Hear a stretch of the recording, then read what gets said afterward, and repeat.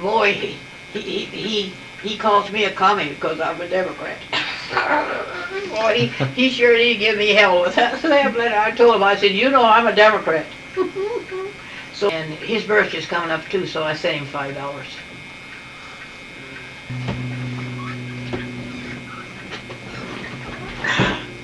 This does me good getting up and down. Got a letter from my boyfriend. I get one about every 2 or 3 a month. He said he's not doing too good. Well, he's 83 years old. There's something wrong with his kidneys. He tells me all the time he's a good guy. He might be a good guy, but I don't want him.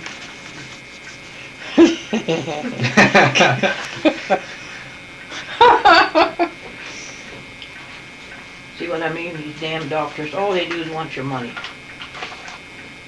I haven't been cleaning the house very much. I haven't been doing much cleaning. Well, it looks just like this all the time anyways. Then I send money down here for the poor, to feed the poor.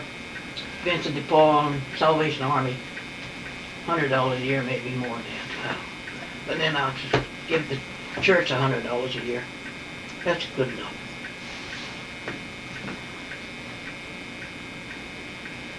I was 24 and I thought I was going to die. I thought I'd never make it. I'm still here.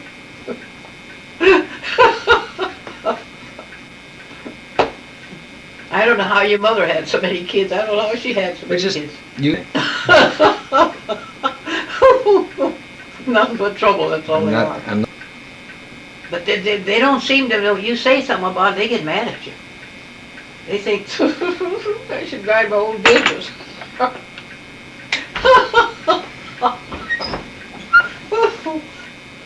I wouldn't want that job. Shove it. I don't like to be around sick people either.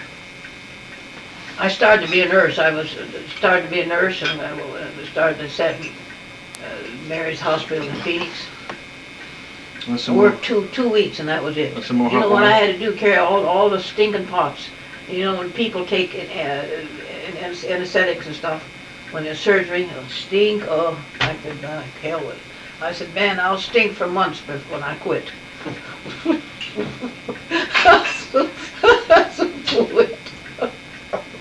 I said, hell, that's all I'm going to do. The hell with you. Carry the shit pot yourself.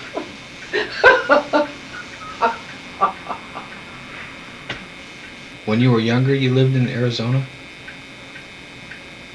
What, in Phoenix? I went to high school in Phoenix. Went 2 years down in Phoenix and then the other 2 in California. Well, what did Grandpa do for a living?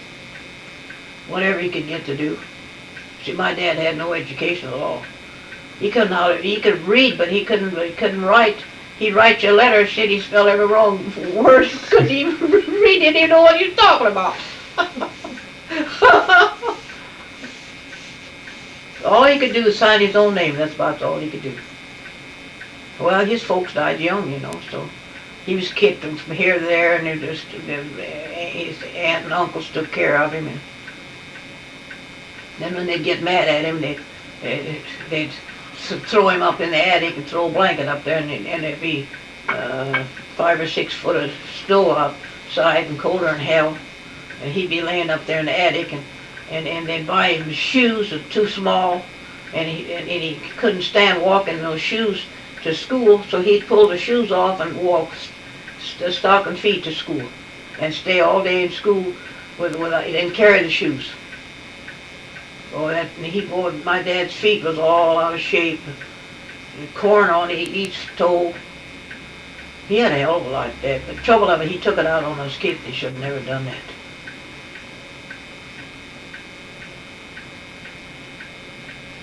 See, he was staying with his aunt and uncle in Wisconsin.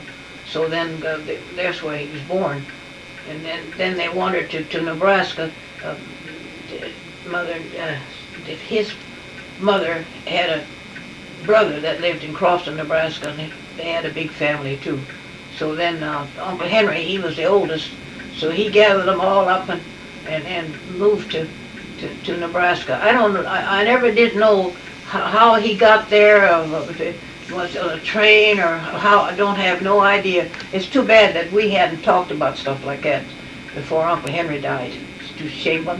But maybe some of the family might know, his kids might know, but I doubt it. I doubt it. Anyway, he wanted them all to Nebraska, and then naturally, Dad never got a chance to go to school. He had to go to work to feed his face.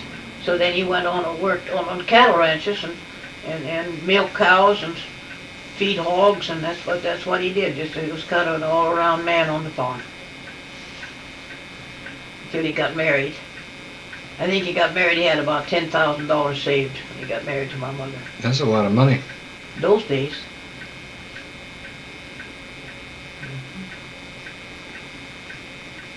And he bought that farm back in Nebraska. Bought it on time. Bought it from a guy by the name of Smith.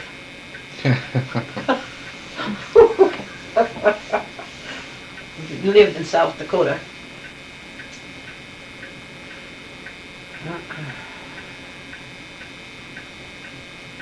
So, Yeah, my dad had a pretty hard time. He had a hard, and you know what? In Arizona, boy, Arizona and Texas, they're the worst states in the world to work in.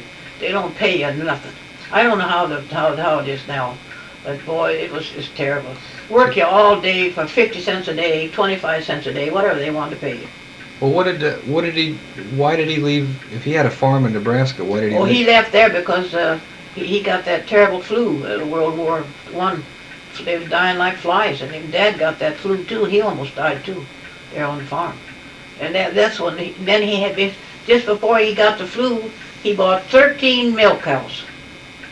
And here I had to, and he got sick, and he was sick for I don't know how long. I don't know, months in bed. And mother said, and mother had, Julius wasn't born yet then. I think Helen was the baby.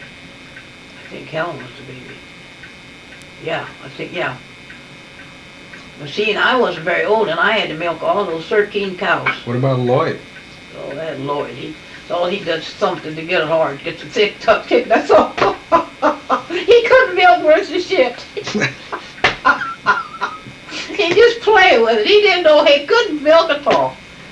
I just, you know, trouble with Lloyd, I think he was lazy. He was lazy.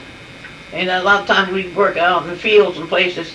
He said, well, if Marie would have worked a little bit harder, we'd have got done. And he didn't do nothing.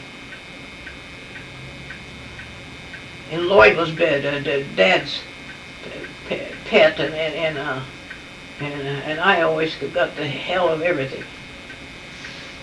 Worked the crap out of me. See, I was strong, and I could handle a 110-pound sack like nothing. Just throw it around like just like a ball.